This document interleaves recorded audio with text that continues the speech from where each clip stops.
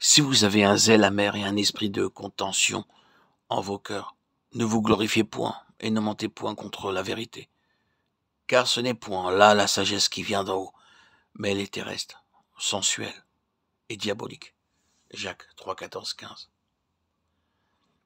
Ce passage établit clairement la relation possible entre les puissances mauvaises et la vie de l'âme, la vie animale. Il n'est nullement question ici des œuvres de la chair, mais de l'âme, de l'intelligence.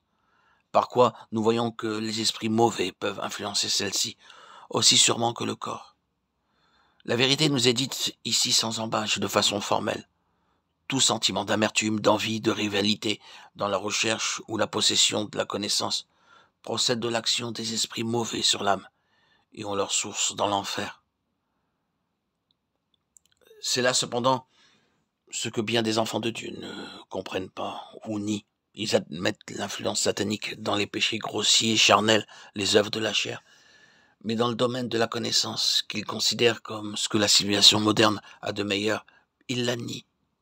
Leur attitude résulte du fait qu'ils refusent d'accepter les affirmations de la parole de Dieu concernant la chute, laquelle a entraîné la première création dans la corruption et la mort, à un degré tel que toute l'imagination des pensées du cœur de l'homme n'était plus que mauvaise en tout temps.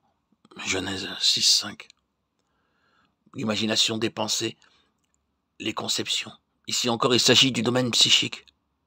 Et à la source de cette corruption totale, le poison du serpent, qui s'est ouvert un chemin par la venue de l'intelligence, le désir de connaissance.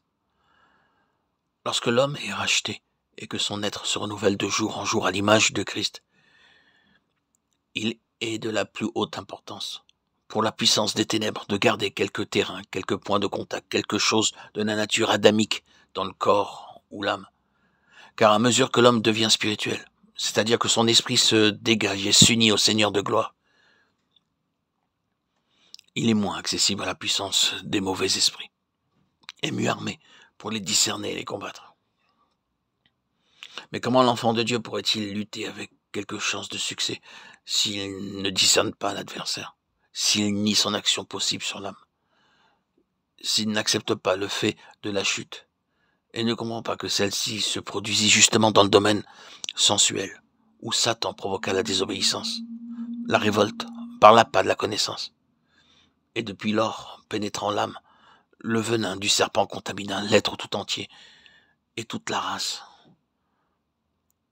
Satan peut atteindre tous les domaines de notre être. L'esprit mort pour Dieu est accessible aux esprits mauvais que gouverne le prince des ténèbres.